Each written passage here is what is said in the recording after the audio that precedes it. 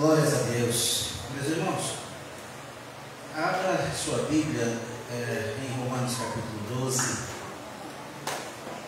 Nós vamos tocar em um assunto hoje, usar um versículo que nós já falamos aqui algumas outras vezes, mas esse assunto pululou no meu coração hoje durante todo o dia e não tive como fugir dele. Prometo não ser prolixo, vou ser rápido, para a gente ir mais cedo para casa hoje, fazer alguma coisa. Quem sabe Deus usa alguém para pagar um lanche hoje, né? Aleluia, pastel. Olha aí a Deus revelando. Aleluia. Glória a Jesus. Deus usou a irmã Lourdes agora na vez, revelação pura. Aleluia. Quantos podem dizer amém? Amém.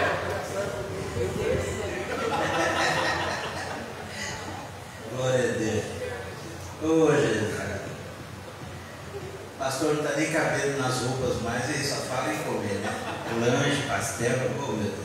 Vamos lá, irmãos. Romanos capítulo 12 e o verso de número 2. Vamos ler o 1 e o 2 para fechar a leitura. A Bíblia diz assim: rogo-vos, pois, irmãos, pela compaixão de Deus, que apresenteis o vosso corpo em sacrifício vivo, santo e agradável a Deus, que é o vosso culto racional. E não vos conformeis com este mundo, mas transformai-vos pela renovação do vosso entendimento, para que experimenteis qual seja a boa, agradável e perfeita vontade de Deus. E vamos acrescentar o 3 apenas para enriquecer um pouquinho mais a leitura. Porque pela graça que me é dada, digo a cada um dentre vós que não saiba mais do que convém saber, mas que saiba com temperança, conforme a medida da fé que Deus repartiu a cada um. Amém? Muito bem, vocês podem deixar a Bíblia aberta no livro do Gênesis, no capítulo 25, meus irmãos. Nós vamos abordar um pouquinho a história tão conhecida de Esaú, ou de sua rejeição à bênção de Deus, né? Gênesis no capítulo 25. Irmãos, não vos conformeis com este mundo. Isso, Romanos capítulo 12, verso 2. Algum tempo atrás eu disse aos irmãos, falei, e nós vamos tocar rapidamente nesse assunto, sobre o significado da palavra conformar, susquematizo, que quer dizer o seguinte: ser moldado conforme um molde. Então, quando a Bíblia está falando assim, irmãos, não vos conformeis com este mundo, e algumas traduções inclusive está com este século, isso quer dizer o seguinte, que a Bíblia não está dizendo para a gente se conformar com o planeta, não é exatamente isso que a Bíblia está dizendo, mas a Bíblia está falando como sistema. Vocês estão entendendo, irmãos? Sim. Com todo esse sistema enlouquecido, principalmente nesse tempo de princípio das dores que nós estamos vivendo, né? O tempo do princípio do fim, o preâmbulo do fim.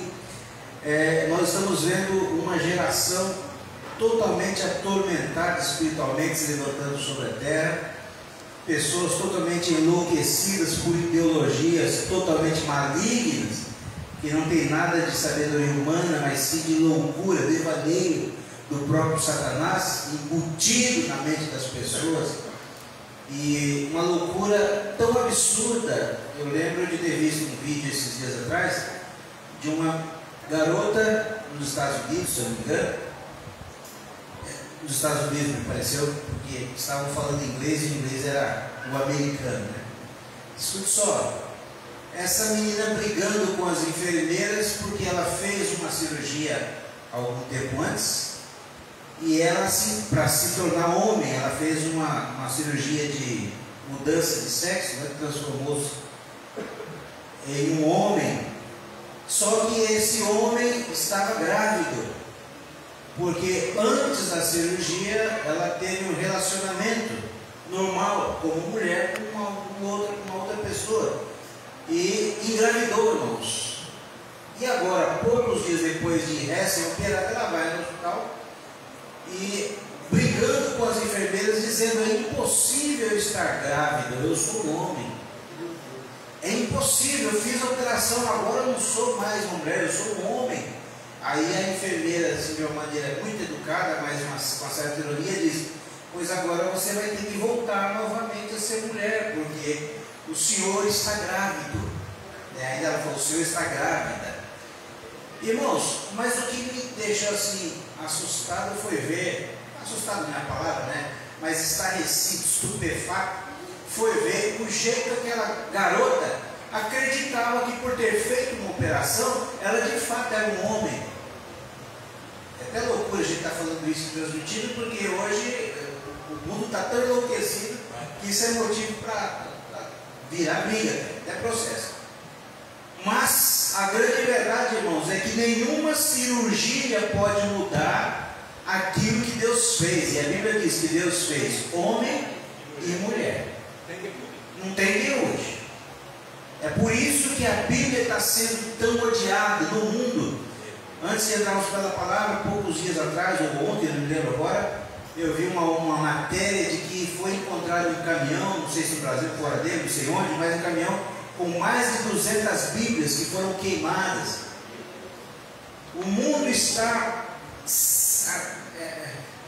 destrambelando, irmãos, não ocorre uma outra palavra, né? De uma forma muito veloz, de uma forma muito cruel, muito agressiva, contra a vontade de Deus. Então o sistema que está envolvendo a humanidade nesse tempo é um sistema absolutamente decadente e maligno. E aí a Bíblia está dizendo o seguinte: não vos conformeis com este século, não vos conformeis com este mundo. A Bíblia está dizendo o seguinte: conformar aqui, irmãos, muitas vezes a pessoa entende o seguinte, que é aceitar passivamente, falar: não, eu não quero isso para mim, mas também estou nem aí com a paçoca. Não, irmão, não é esse tipo de conformação, mas é ser moldado, começar a pensar igual e a agir igual. Essa palavra, como eu já disse antes, pululou no meu coração, irmãos. Por quê? Esses dias atrás eu ministrei uma correção aqui, e a gente procura pensar, irmãos. A gente estuda um pouquinho, a gente ora, a gente busca Deus, a gente fez psicologia pastoral na época do curso de teologia, dei aula sobre isso muito tempo, e a gente, irmãos, para dar uma correção, às vezes a gente parece duro para valer, e muito dificilmente vocês vão me ver ministrar uma correção, a menos que seja um momento de explosão emocional, mas se for um momento de absoluta consciência e exercício do ministério, por mais duro que pareça, vai ser planejado, e a gente planeja, irmãos, porque tem que ter a palavra, a correção tem que gerar um impacto. E esses dias eu ministrei aqui na escola dominical uma correção com jovens, falando sobre o excesso de colares, e eu usei algumas palavras agressivas, e não foram palavras que saíram ao acaso, foram pensadas. Eu estava pensando no que falar quando estava sentado ali. Mas aí, irmãos, me chega a notícia de que surgem os conselheiros. O pastor não se expressou bem, o pastor não foi feliz na colocação das palavras. E fiquei sabendo ontem, no exercício do ministério, que alguém ficou muito chateado ou chateada com o pastor Marcos. Aí eu fiquei imaginando: que bonitinho, que bonitinho. As pessoas se chateando porque o pastor está cumprindo o seu ministério. Mas por que eu estou tocando nesse assunto, irmãos? Porque, presta atenção, jovens, presta atenção, irmãos. Cuidado com esses conselheiros. Cuidado com essas pessoas que querem tirar do teu coração a semente da palavra corretiva. Irmãos, nós não vamos entrar no céu com essas pregaçõezinhas melosas que a gente vê por aí, passando mão, passando pano no pecado, admitindo o pecado como uma possibilidade. Umas loucuras. Esses dias eu vi um vídeo do pastor Daniel, o presbítero Confado, pastor Alex, uma jovem se apresentando, falando um linguajar bem assim à vontade. Eu até tirava o microfone só para diminuir um pouquinho o papo ali. Mas ela disse que ela era pastora da igreja lesbiteriana. E é uma zombaria ainda, né? Igreja lesbiteriana. Irmãos, o mundo está doido. Mas o problema é a igreja. O problema é que a palavra de Deus está aqui nas nossas mãos, palavra que vem sendo cada vez mais odiada por esse sistema. Tem um senador enlouquecido, possuído por demônios aí, que pela segunda vez, o senador brasileiro, acaba meio doido a cabeça aí, se levantando contra o pastor, contra um dos pastores que tem defendido o evangelho e defendido a nação brasileira, que é o pastor Silas. Segunda vez que esse senador se levanta, e dessa vez ele foi mais longe, ele chamou o pastor de bandido, de picareta, de camarada que não tem, enfim. Nem vamos entrar no mérito da questão, porque misericórdia, né? Mas por que, irmãos? Que Satanás se aposta da mente e do coração dessas pessoas e da boca também? Porque eles estão moldados por esse sistema. Mas a igreja não pode aceitar, irmãos. Preste atenção, jovens, preste atenção, irmãs, irmãos, preste atenção, obreiros. Nós somos igreja de Cristo e nós temos que ser moldados por esta palavra. Tudo que estiver fora desse contexto não serve para nós. Ah, pastor, mas está difícil, porque o mundo está odiando o evangelho, odiando a palavra, e o negócio está ficando feio, mas está ficando e vai ficar, irmãos, porque nós estamos às portas do arrebatamento da igreja. Jesus veio buscar o seu povo, e o diabo sabe, o inferno sabe que o momento está muito próximo. Ele não sabe quando é, mas sabe que está perto, porque está vendo a movimentação em todas as áreas espirituais, e Satanás está acelerando o negócio. E a gente está vendo aí as pessoas com loucuras, casando com árvore, casando com cachorro, casando com sei lá com o que mais, virando cabra, virando isso, aquilo, pessoas sendo carregadas no shopping como se fosse cachorro, outras se reunindo em frente de embaixadas para uivar, se identificando com cães, e assim por... Irmãos, que loucura! Pessoas que têm aceitado o pecado de forma passiva, ou pior ainda, de forma ativa. E muitas vezes essas coisas estão entrando dentro da igreja, e aí surgem os conselheiros que querem desacreditar uma palavra de orientação bíblica, pessoas que querem remover os limites antigos. E nós temos que tomar cuidado, porque a Bíblia está dizendo: não sejam moldados pelos moldes do mundo, não vos conformeis, não sejam moldados, não sejam formados conforme esse molde do mundo. Vocês foram chamados para ser cada vez mais semelhantes, como diz a Bíblia lá em Coríntios, vamos sendo transformados de glória em glória na imagem do Senhor. Glória a Deus. Cada vez mais parecidos com Cristo, irmãos, não mais parecidos com o mundo. Cada vez mais parecidos com o céu e não cada vez mais parecidos com o inferno. Pastor, que palavra doida é essa? Pois vamos lá, vamos para a Bíblia. Irmãos, quem abriu em Gênesis 25, diga glória a Deus. Glória a Deus. A Bíblia nos conta a história que todos vocês conhecem, acerca dos dois irmãos, o primogênito Esaú e seu irmão Jacó. No capítulo 25, irmãos, a Bíblia vai nos contar uma história. Antes, porém, deixa eu falar aqui. Quem nasceu primeiro dos dois? Esaú. Então ele era o primogênito. Primogênito quer dizer o quê? Gerado primeiro, que foi gerado em primeiro lugar. Irmãos, mas a Bíblia nos fala que o primogênito ele tinha uma série de benesses de Deus. benefícios de Deus. Só que esse benefício era traduzido por bênçãos, mas também por responsabilidades. Ser primogênito não era só alegria, não, tinha uma série de responsabilidades. Mas, quando a gente fala na primogenitura, irmãos, a própria Bíblia determina uma coisa, a lei vai determinar isso posteriormente, né? Que é o seguinte: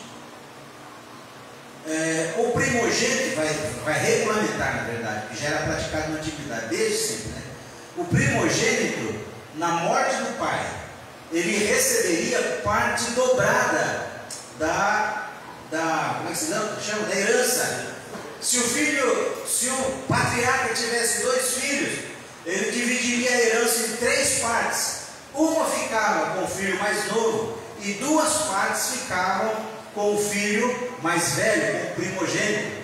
Então a maior riqueza do pai iria para o primogênito, mas também as responsabilidades de cuidar da casa, de manter os mais novos, de manter a viúva, ficaria também com o primogênito. Mas ser primogênito diante de Deus, irmãos, tinha uma significância muito grande. Por quê? Porque representava a própria autoridade de Deus. Deus representando, fazendo-se representar no seio familiar, através da primogenitura, das bênçãos da primogenitura. O primogênito recebe a maior parte, mas o primogênito também cuida de todos os que estão abaixo deles. Quem está entendendo, diga amém? Amém. Então isso era algo instituído pelo próprio Deus. E Esaú e Jacó nascem debaixo de uma promessa.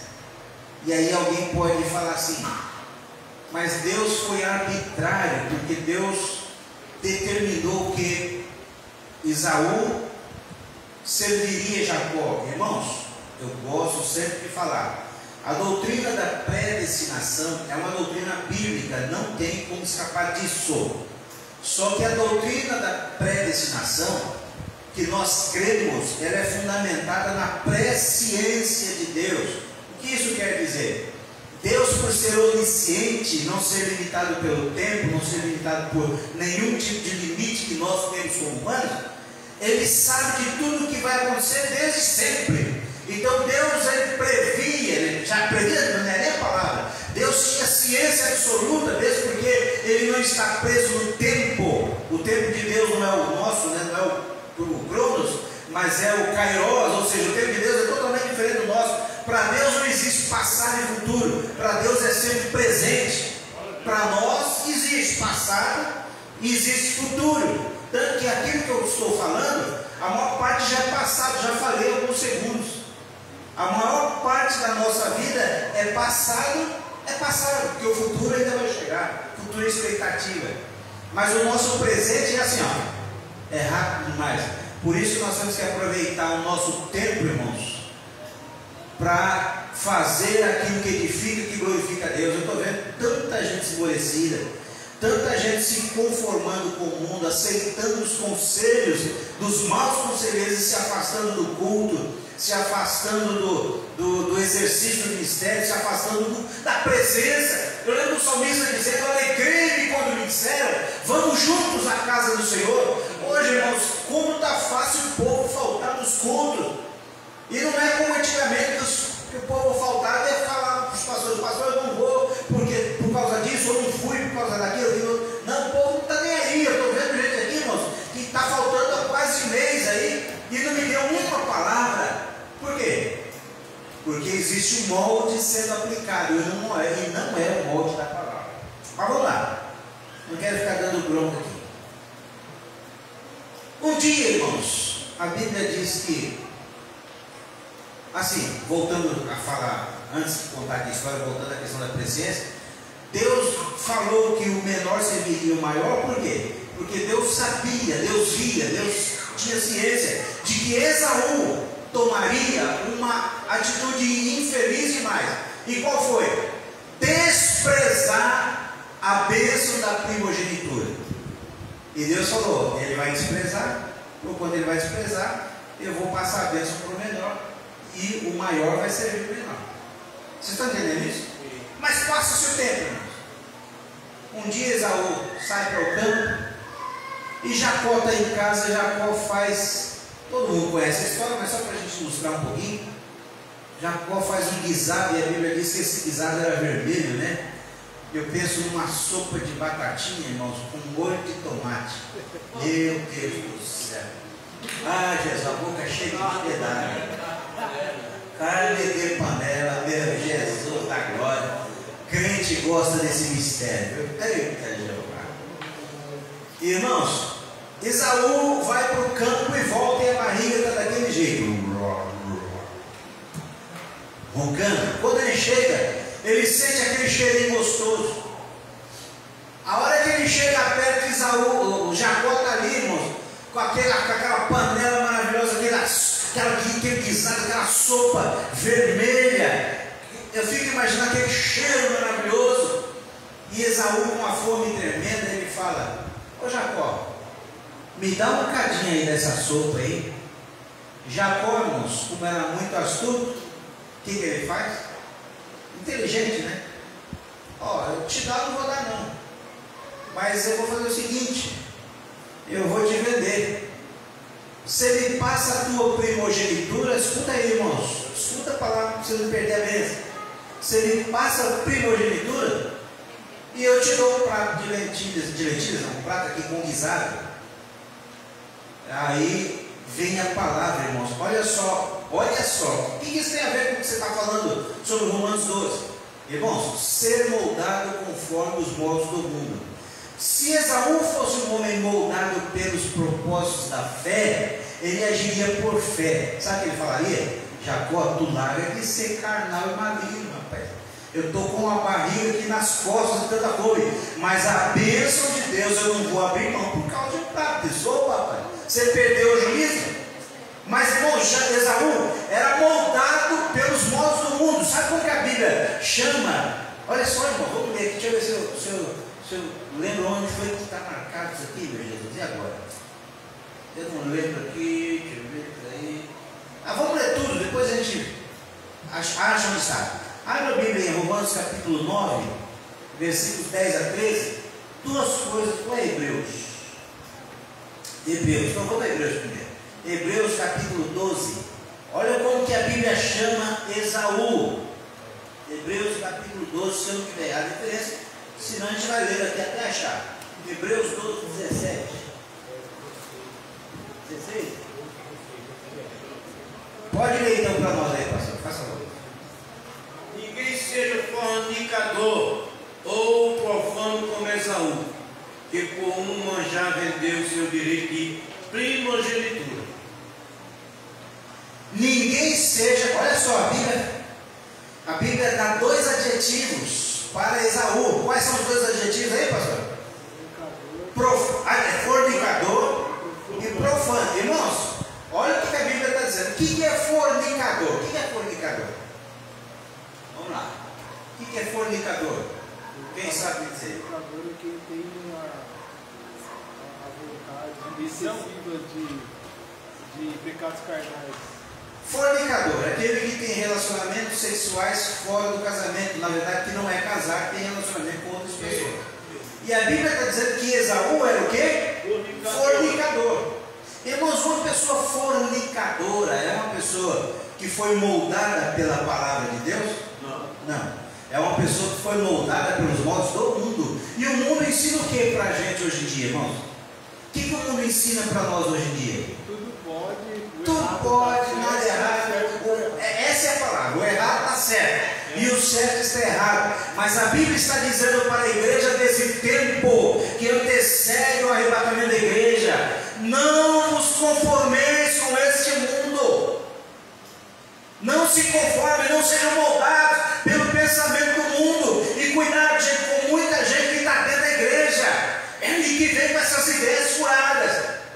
Tem gente que está vindo para cá, irmãos, que esteve aqui outros tempos, achando que é a mesma coisa. Não é. Deus está no Jardim Rodrigo, tratando de um grande negócio com essa igreja. Glória a Deus, aleluia. Alastequia, modifácia. E eu já disse várias vezes: se alguém vir para cá, voltar para cá, com um pensamento mundano, um pensamento que não se enquadra na palavra, não sou eu que vou tirar, eu não. É claro que a culpa cai em mim. Mas quem tira, irmãos, a palavra do Senhor diz: aquele que usa de engano não permanecerá na minha casa. Oi? Nós joga. Exatamente.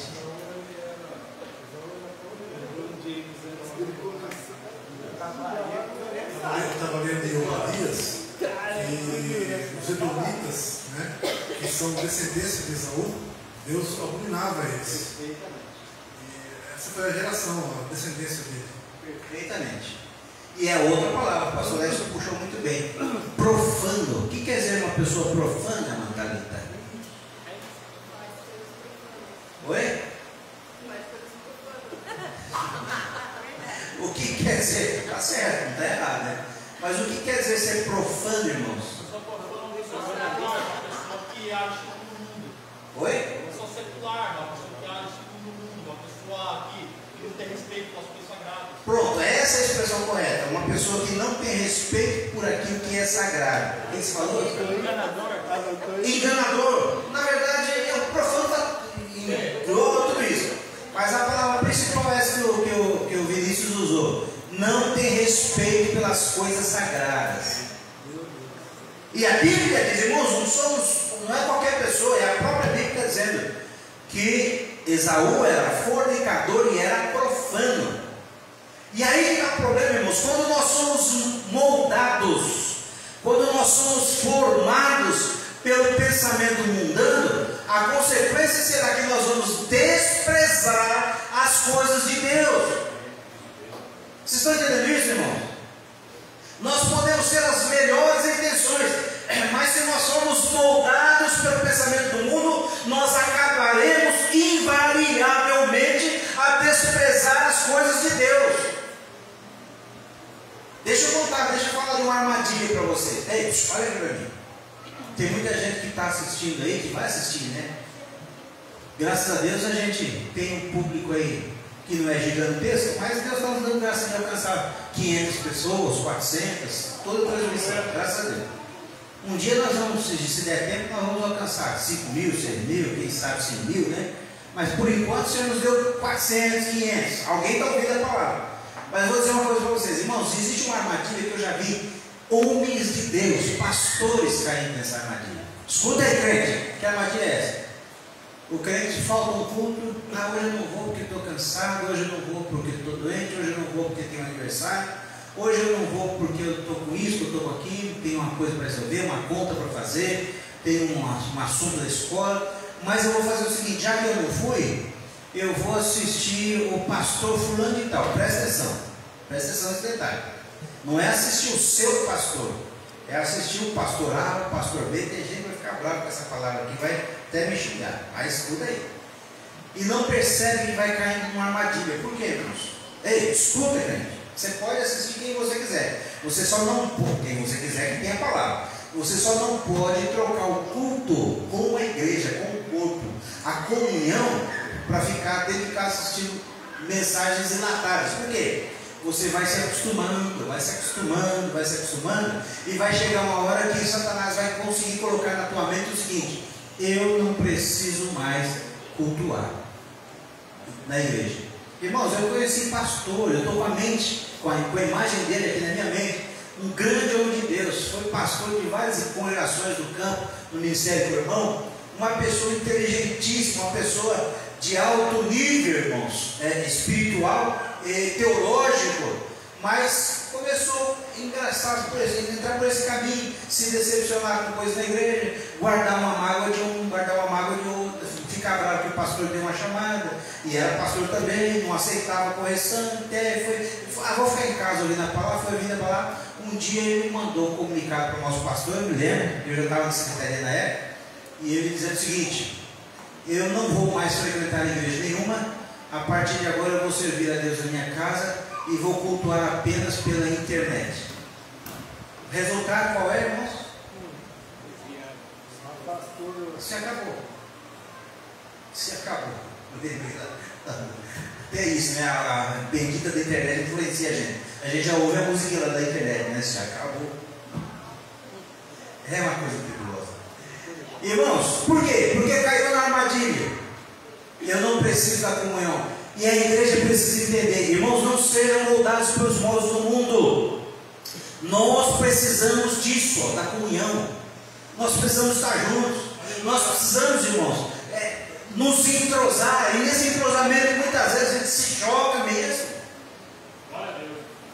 Poxa, não é tudo que eu vou falar que eu vou fazer que vocês vão concordar, e que vocês vão falar que eu vou fazer que eu vou concordar também. Mas a gente vai se entrosando. É isso que a Bíblia diz lá no livro dos Salmos, quando a Bíblia diz assim, ó quão bom e quão suave é que os irmãos vivam em união. Aí a Bíblia vai falando no Salmo, né? É como óleo precioso sobre a cabeça, que desce sobre a barba de Arão, e que desce a orla das suas vestes. É como orvalho precioso do irmão, e etc e tal. Sabe por quê, irmãos? Isso alegra o coração de Deus. Quando Deus vê duas pessoas tão diferentes quanto eu e Daniel, tão diferentes quanto eu e Fábio, tão diferentes quanto eu e Alex, obreiros do Senhor, que têm pensamentos divergentes, mas que conseguem caminhar juntos. Deus olha para nós e fala assim: ei, eu gosto desses caras. Ô, glória. De nós também. Exatamente. Vocês estão entendendo, irmãos? Essa comunhão, apesar de sermos tão divergentes, tão diferentes, alegra o coração de Deus. E isso é ser moldado pela palavra. Mas o molde do mundo é diferente. Os moldes do mundo vão nos ensinar o quê? Ou a minha vontade é imposta sobre você, ou a tua vontade é imposta sobre mim. E se isso não acontece, é choque. Por isso que o mundo briga. Porque ele tem um senador endemoniado.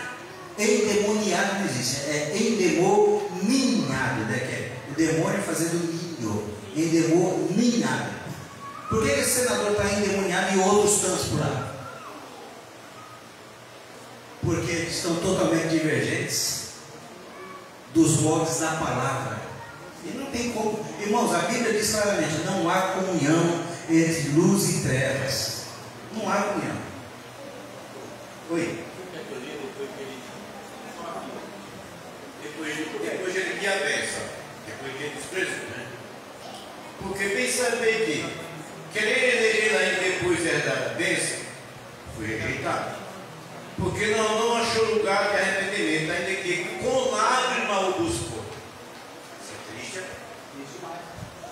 Esse texto é maravilhoso. Estava aqui na leitura também, mas o pastor Daniel achou em tempo. Irmãos, a Bíblia diz, o pastor Daniel acabou de ver, que ele buscou o arrependimento com lágrimas, mas não tinha mais jeito. Quer dizer, ele buscou a bênção, né? Se arrependeu de ter feito a besteira, mas, irmãos, desprezou a bênção de Deus. Desprezou por quê? Porque era fornicário e profano, moldado pelo molde do mundo. Quem é moldado pelo molde do mundo vai agir errado, irmãos. Na hora que aparecer um copão,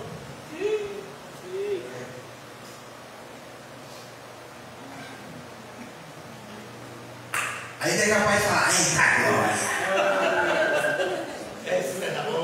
essa é da boa.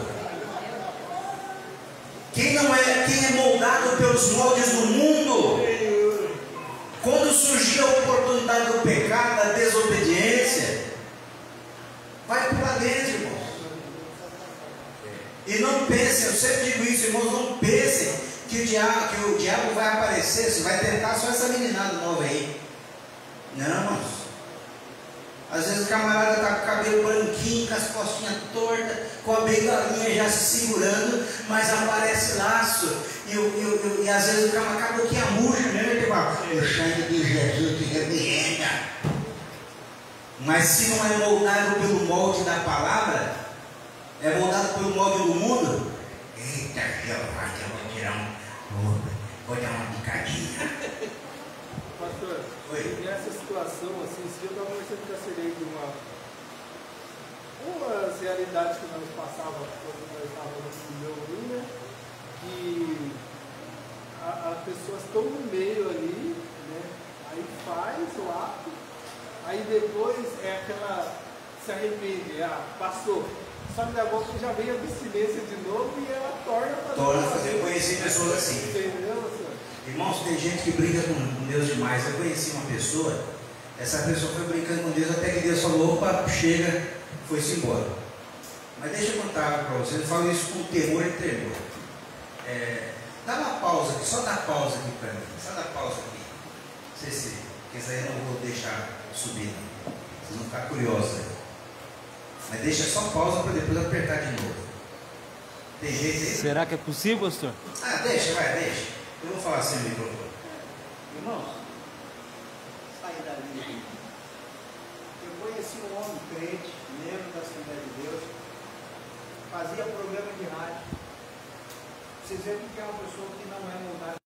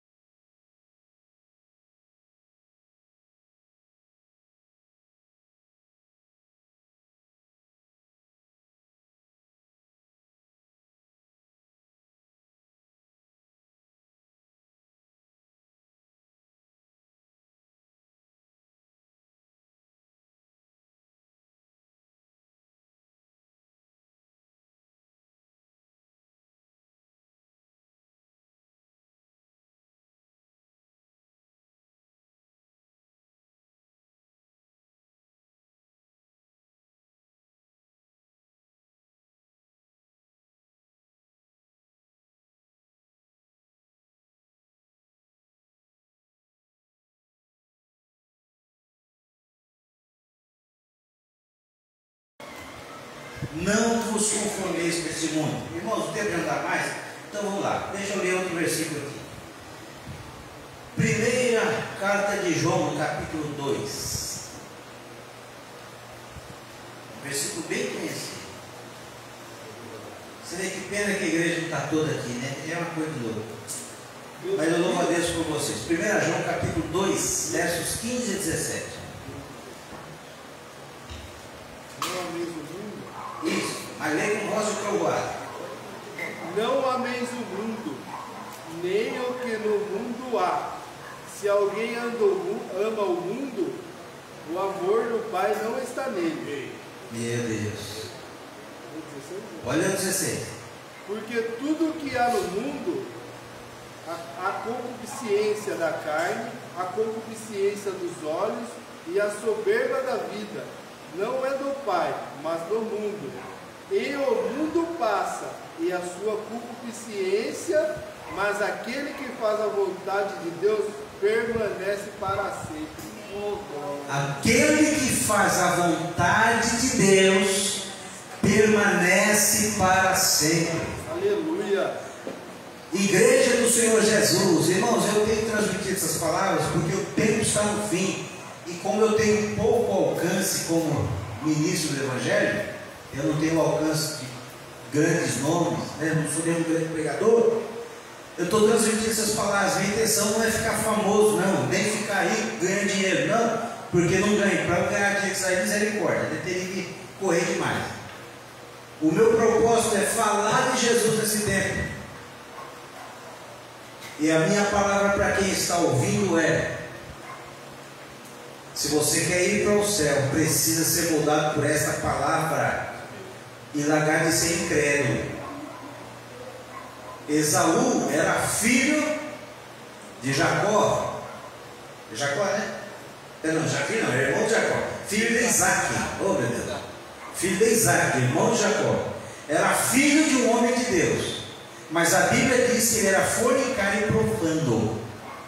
A Bíblia o classifica como fornicário e profano. No livro de Apocalipse, a Bíblia diz que esse tipo de gente, irmão, não entra no reino do céu.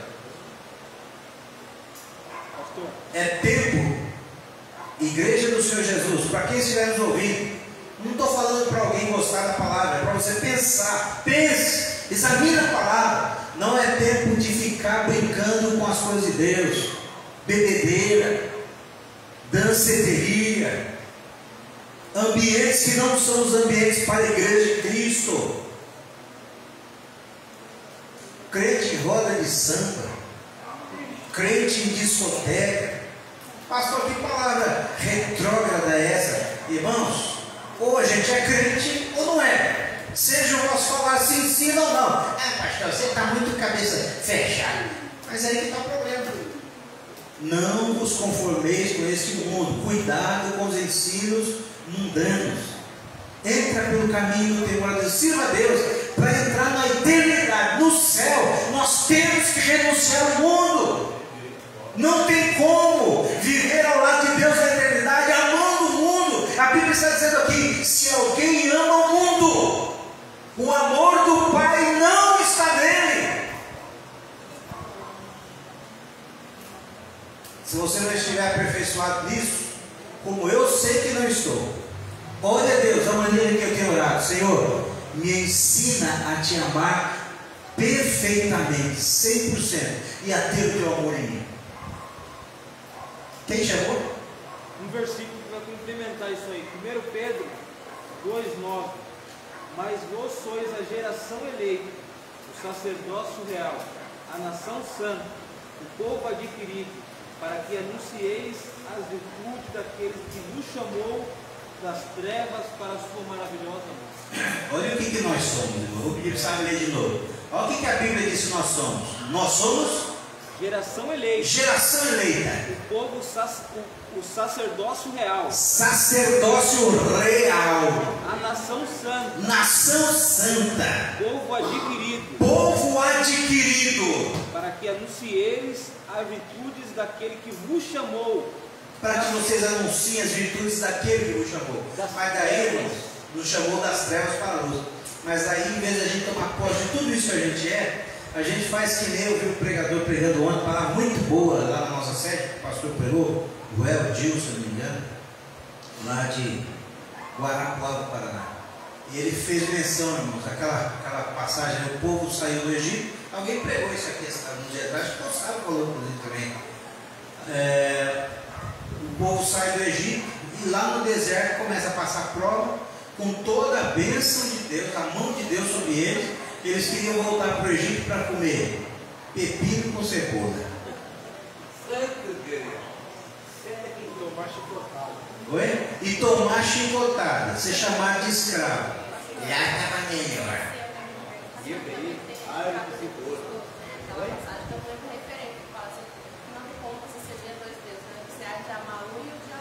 Não tem como servir a dois senhores, porque você vai amar um e odiar o outro.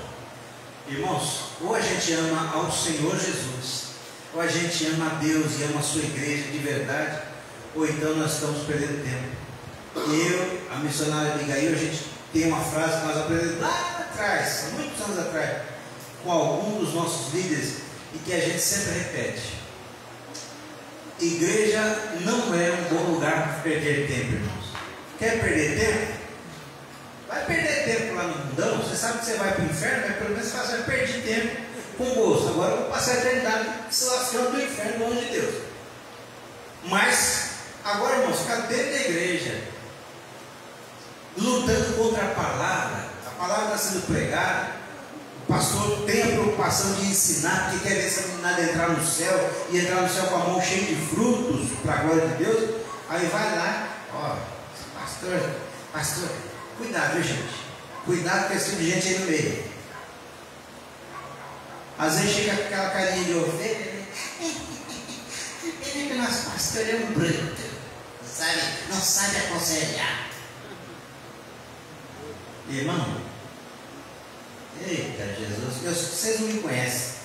Vocês não me conhecem, irmãos. A Abigail não deixa eu me manifestar aqui. A Abigail, ela fica me segurando, segura. E eu louvo a Deus por isso, porque se vocês me conhecessem há 10 anos atrás, eu vou falar um negócio para vocês. Se saiu, mas agora vocês estão vendo o que Deus está fazendo aí. Está fazendo através do pastor Marcos Pires? Não, está fazendo através de nós.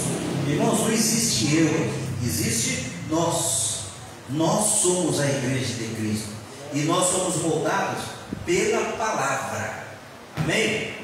Irmão, não dá tempo mais. Eu falei que ia terminar mais cedo e já deu 9 horas, então eu vou terminar mais cedo.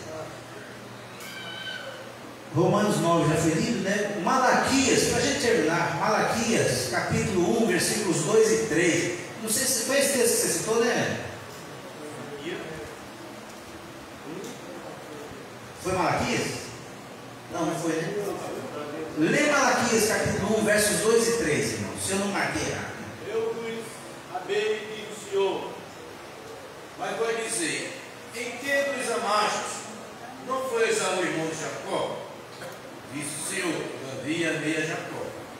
E aborreci Esaú, e fiz dos seus montes uma assolação, e dei a sua herança ao dragão do deserto. Irmão, você pode optar por ser moldado pelo mundo, mas olha o que o próprio Deus fala através de Malaquias, aqui ele termina: eu amei a Jacó, mas aborreci a Esaú, e fiz dos seus montes uma assolação eterna, e lancei para quem? Para os dragões do deserto, para os animais do deserto.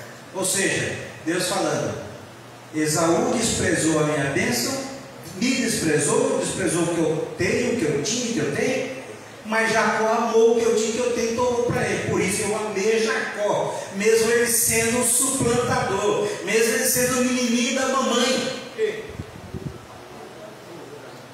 Eu amei esse garoto e fiz de Jacó.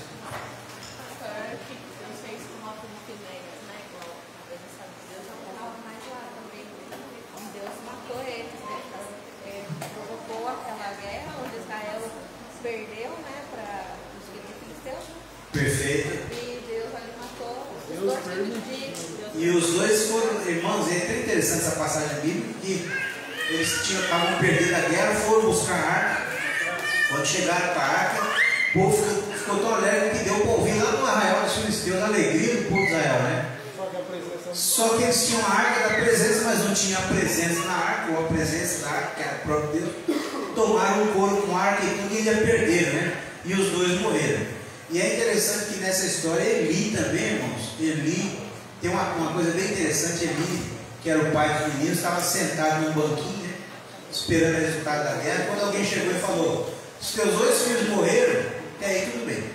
Mas quando falaram: e a arca do Senhor foi tomada, Eli teve um piripá, caiu para trás ou para frente, não sei, caiu do banquinho e quebrou o pescoço. Você sabe por que ele morreu com o pescoço quebrado? Representando a falta de autoridade sobre a família. Por que Israel estava perdendo a guerra? Porque tinha 2 homens fornicários e profanos lá, o Ofni e Finéias, que tinham a arca, mas não tinham presença.